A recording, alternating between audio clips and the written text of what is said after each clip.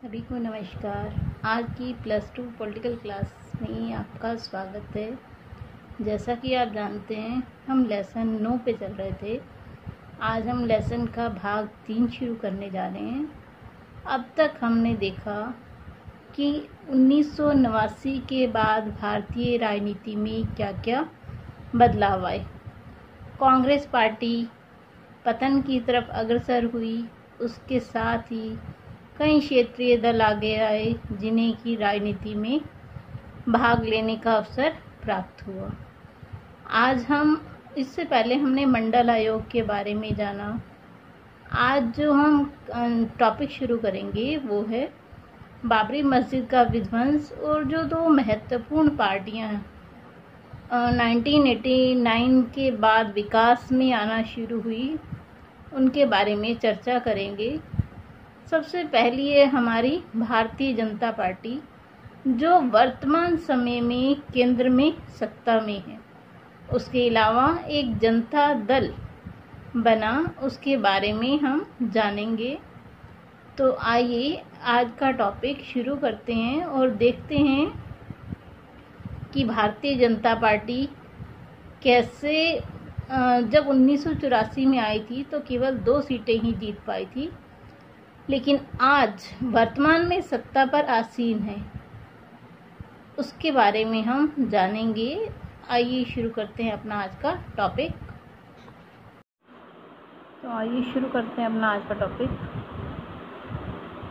देखिए, पहले हम समझ लेते हैं कि गठबंधन होता क्या है। गठबंधन इस तरह से हम समझा सकते हैं बच्चों को कि मान लीजिए कुल 100 सीटें हैं लोकसभा की या विधानसभा की, जो भी आप एग्जाम्पल लेना चाहें। अब हम कहते हैं कि उसमें 2 प्रमुख दल हैं, पार्टी ए और बी। तो जो दल ए है उसे 47 सीटें मिली, जो दल बी है उसे 45 सीटें मिली, जो अन्य उम्मीदवार हैं उन्हें 8 सीटें मिली। तो अब देखिए, सरकार का गठन करने के लिए 51 सीटें होनी चाहिए। तो अब या तो पार्टी ए या बी जो भी इन उम्मीदवारों को अपने साथ मिला लेगी तो वो सरकार बना लेगी। मान लीजिए पार्टी बी 6 स्वतंत्र उम्मीदवारों को अपने साथ मिला लेती है तो वो सरकार का गठन कर लेगी। या दल ए अपने साथ 4 या 5 स्वतंत्र उम्मीदवारों को मिला लेता है तो वो सरकार का गठन कर सकता है। तो इस प्रकार जो दलों के सहयोग से मिलकर बनाई गई सरकार है उसे हम क्या कहते हैं, गठबंधन की सरकार। तो चलिए अब हम देख लेते हैं कि 1990 के बाद भारतीय राजनीति में क्या बदलाव आए। सबसे पहला तो अभी आपने देख लिया कि गठबंधन की राजनीति की शुरुआत हुई। किसी भी दल को स्पष्ट बहुमत नहीं मिला तो उसने अन्य दलों से सहयोग लेकर सरकार को बनाया। जो दूसरी बात है वो है शक्तिशाली विरोधी दल का उदय। अब जो विरोधी दल थे वो भी शक्तिशाली बन गए। मतलब देखिए, पहले तक जहां सिर्फ कांग्रेस ही सत्ता में थी, उसका सामना करने के लिए कोई और अन्य दल नहीं थे, लेकिन अब क्या था, जनता पार्टी आ गई, बाद में भारतीय जनता पार्टी आ गई। तो शक्तिशाली विरोधी दल उदय हुए जिसने की सरकार की नीतियों का विरोध करने की भूमिका निभाई। तीसरा, राजनीति में जातिवाद की भूमिका बढ़ी। जैसा कि मैंने आपको बताया था, मंडल आयोग आया, कांशीराम जी की बहुजन समाज पार्टी आई, तो इससे राजनीति में क्या था, जातिवाद की भूमिका बढ़ गई। जो उम्मीदवार थे वो वोटों को मांगने के लिए इस चीज़ का प्रयोग कर रहे थे। अगला है सांप्रदायिक दलों का अस्तित्व। वो हम आज पढ़ेंगे। बीजेपी है, जैसे अकाली दल है, ये सांप्रदायिक आधार पर बने हुए दल हैं। तो जो भारतीय राजनीति है उसमें इन दलों का अस्तित्व बढ़ गया। भ्रष्टाचार में बढ़ोतरी हुई। जो चंदा ले रहे थे ये लोग, और भी अन्य तरह के, जैसे चुनाव जीतने के लिए पैसे देकर वोट खरीदना या गुंडागर्दी, ऐसे आरोप कई पार्टियों पर लगे, कईयों ने जो चुनाव मशीनें ही थी वो ही बदलवा दी, तो चुनाव में भ्रष्टाचार की बढ़ोतरी हुई। अगला है क्षेत्रीय दलों का उदय। जो भारत से बाहर हैं, मतलब भारत के अंदर विभिन्न राज्यों में क्षेत्रीय दलों का उदय हुआ। जैसे कि हरियाणा में इंडियन नेशनल लोक दल है आपकी। अब इस समय हम दिल्ली में देखें आम आदमी पार्टी है। तो इस तरह के क्षेत्रीय दलों की संख्या में वृद्धि हुई। अगला है कांग्रेस का आधिपत्य समाप्त। जैसा कि हम सभी जानते हैं कि 1971 के बाद केंद्र में कांग्रेस की स्थिति कमज़ोर होनी शुरू हो गई थी और 1990 आते तक तो यह स्थिति बिल्कुल ही बदल गई। अब कांग्रेस 1991 के चुनावों में बहुत कम सीटें हासिल कर पाई। तो ये थे कुछ प्रमुख बदलाव जो 1990 के बाद भारतीय राजनीति में आए। अब हम देख लेते हैं कि जनता दल के उदय का क्या कारण था। देखिए, जनता दल 1987 में कांग्रेस के जो कुछ प्रमुख नेता थे उन्होंने किसी आंतरिक मतभेद के ऊपर त्यागपत्र दे दिया। उनमें से प्रमुख थे श्री वीपी सिंह, श्री रामधन, श्री अरुण नेहरा, आरिफ मोहम्मद खान जी। इन्होंने 2 अक्टूबर 1987 को जन मोर्चे का गठन किया और 26 जुलाई 1988 को 4 दल थे जिनका विलय कर जनता दल को एक दल बनाने की घोषणा की गई। वो 4 दल थे, देखिए, जनता पार्टी, लोक दल, कांग्रेस, समाजवादी और जन मोर्चा। इन चारों का विलय कर एक नया दल बनाने की इन्होंने कोशिश की। पहले तो इन्होंने उस दल का नाम समाजवादी जनता दल रखा, लेकिन बाद में कुछ महीनों की कशमकश के बाद 21 अक्टूबर 1988 को बेंगलोर में जनता दल का गठन किया। अब हम देख लेते हैं कि जनता दल की सरकार कितने समय तक टिकी। देखिए, जनता दल की सरकार ने जब चुनाव लड़ा तो कुछ ही महीने तक ये सत्ता में रह पाई। इसका कारण क्या था? क्योंकि गठबंधन से बनी हुई सरकार थी। जिन्होंने समर्थन दिया था उन्होंने समर्थन वापस ले लिया, तो ये सरकार बिखर गई। उसके बाद जो जनता दल है उसका 8 बार, आज तक में 8 बार विभाजन हुआ है। जो सबसे पहला विभाजन था 5 नवंबर 1990 को किया गया। उसमें प्रधानमंत्री वीपी सिंह से इस्तीफ़ा देने की मांग की गई और उनके स्थान पर चंद्रशेखर जी को अपना नेता चुना गया। अगर आपको ध्यान हो तो हमने जब कल भारत के प्रधानमंत्रियों की सूची देखी थी तो उसमें सबसे पहले वीपी सिंह जी, उसके बाद चंद्रशेखर जी थे। तो देखिए, जब सबसे पहले पार्टी टूटी तो वीपी सिंह जी को हटाकर चंद्रशेखर जी को नेता चुना गया। फिर से इसका विभाजन हुआ। अब विभाजन हुआ इसका फरवरी 1992 में, फिर 93 में, 94 में, और जो 8वां विभाजन है वो 28 नवंबर 2008 को हुआ और एक नई पार्टी बनी, जनशक्ति पार्टी। तो इस तरह से ये दल 8 बार विभाजित हो चुका है 1988 से बनने से लेकर 2000 तक। मतलब 12 सालों में ये दल देखिए 8 बार विभाजित हुआ। तो ये है राजनीतिक सत्ता पाने की भूख मंत्रियों की, जो अपने फ़ायदे के लिए जोड़ तोड़ करके फिर से पार्टी में बिखराव लाने की कोशिश करते हैं ताकि अगली बार वो प्रधानमंत्री बने या दल के प्रमुख बने। चलिए, अब हम देखते हैं भारत का एक अन्य प्रमुख दल जो कि है भारतीय जनता पार्टी। देखिए, भारतीय जनता पार्टी का इतिहास बहुत ही रोचक इतिहास है।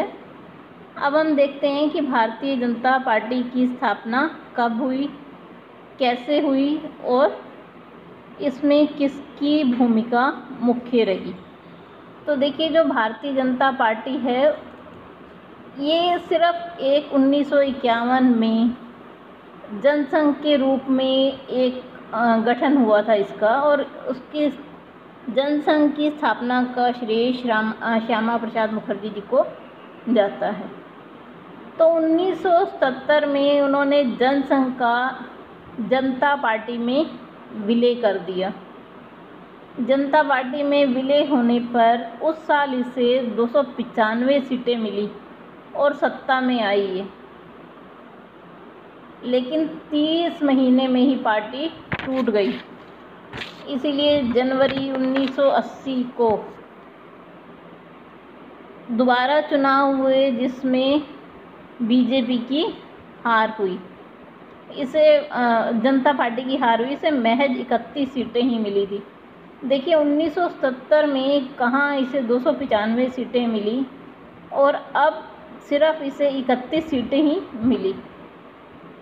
तो 6 अप्रैल 1980 को जनता पार्टी से जब जनता पार्टी का विभाजन हुआ तो भारतीय जनता पार्टी की स्थापना की गई। जो इसके संस्थापक हैं वो हैं अटल बिहारी वाजपेयी जी।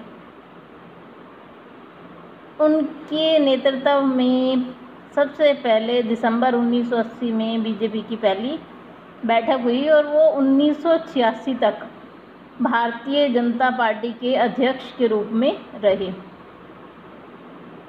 1986 के बाद 1984 में जब इलेक्शन हुए तो इसे महज 2 ही सीटें मिली, लेकिन उसके बाद ये पार्टी धीरे धीरे मजबूती की ओर बढ़ी। मजबूती की ओर बढ़ने का इसका मुख्य आधार क्या था कि हिंदुत्व की राजनीति।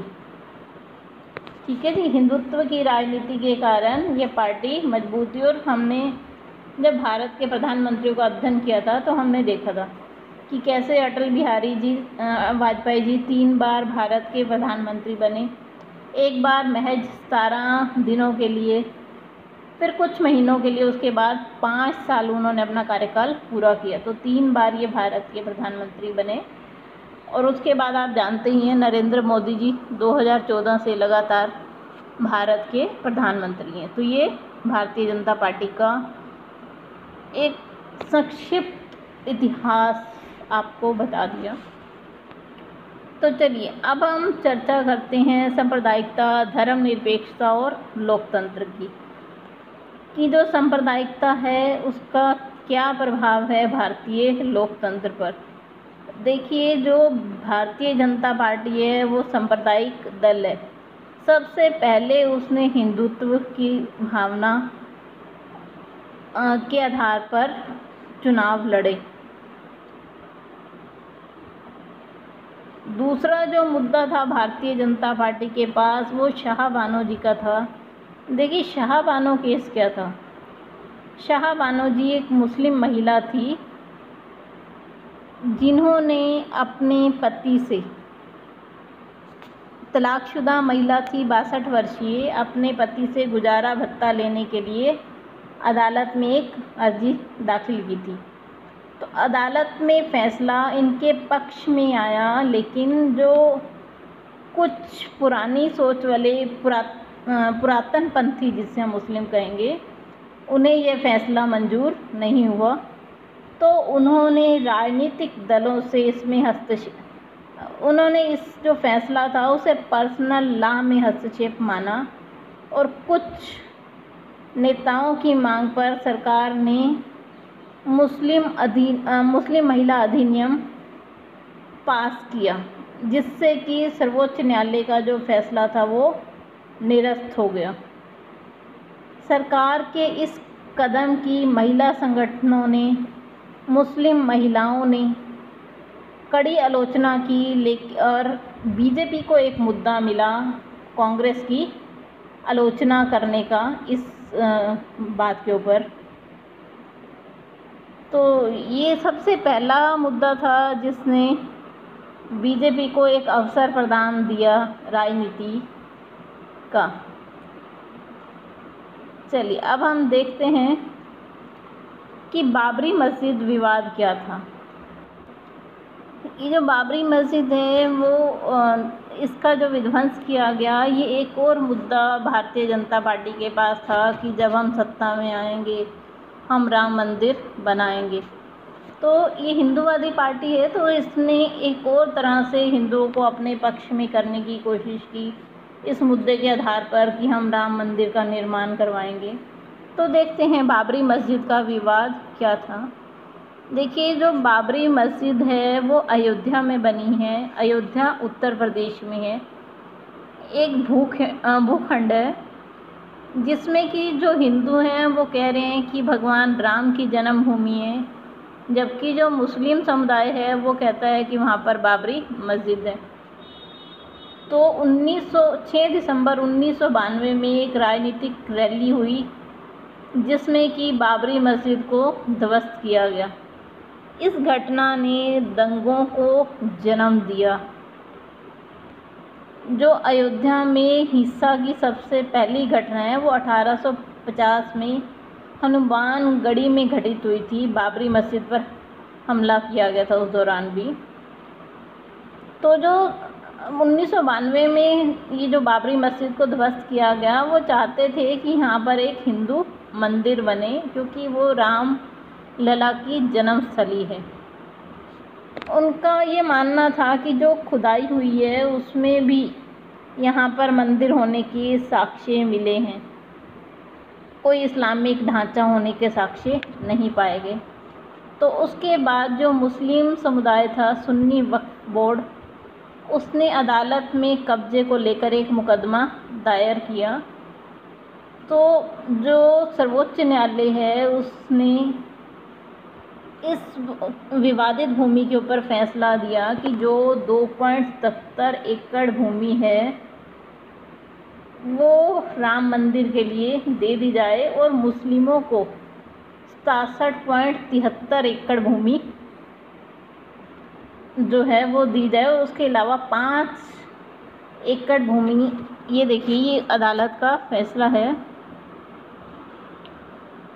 कि जो 67 एकड़ है या किसी अन्य स्थान पर 5 एकड़, प्रमुख स्थान पर 5 एकड़ भूमि दी जाए। तो देखिए इसका क्या प्रभाव पड़ा उत्तर प्रदेश पर। उत्तर प्रदेश में दंगे भड़क गए, सरकार को बर्खास्त करना पड़ा, वहाँ पर राष्ट्रपति शासन लागू करना पड़ा। जो वहाँ के मुख्यमंत्री थे, क्योंकि उन्होंने हल्फनामा दे रखा था कि उस ढांचे की रक्षा करेंगे, लेकिन वो ढांचा ध्वस्त हो गया, इसलिए सरकार की भी किरकिरी हुई इस मामले में। तो ये जो सारी चीज़ें हैं वो सांप्रदायिक राजनीति और उसका लोकतंत्र पर प्रभाव को दर्शाती हैं। तो चलिए अब हम जो बात करेंगे गुजरात दंगों की करेंगे। जो गुजरात दंगे हैं, देखिए वो क्यों हुए। ईयर 2 में गुजरात में बड़े पैमाने पर हिंसा हुई। जो गोधरा स्टेशन था उस पर एक ट्रेन जो कि कार सेवकों की भरी हुई थी, जो अयोध्या में सेवा करने गए थे, वो वापस आ रहे थे। तो मुस्लिम समुदाय ने उस ट्रेन में आग लगा दी, जिसमें काफ़ी सारे जो हिंदू थे वो मारे गए। तो इसने दंगे भड़का दी। ये देखिए उन दंगों की कुछ तस्वीरें हैं जो आपको न्यूज़पेपर की कटिंग में दिखाई दे रही हैं। तो जो 1992 है उसमें भयानक दंगे हुए थे गुजरात में और बड़े पैमाने पर हिस्सा हुई, जिसमें काफ़ी लोग मारे गए। ये दोनों चीज़ें सांप्रदायिक राजनीति को दर्शाती हैं भारत।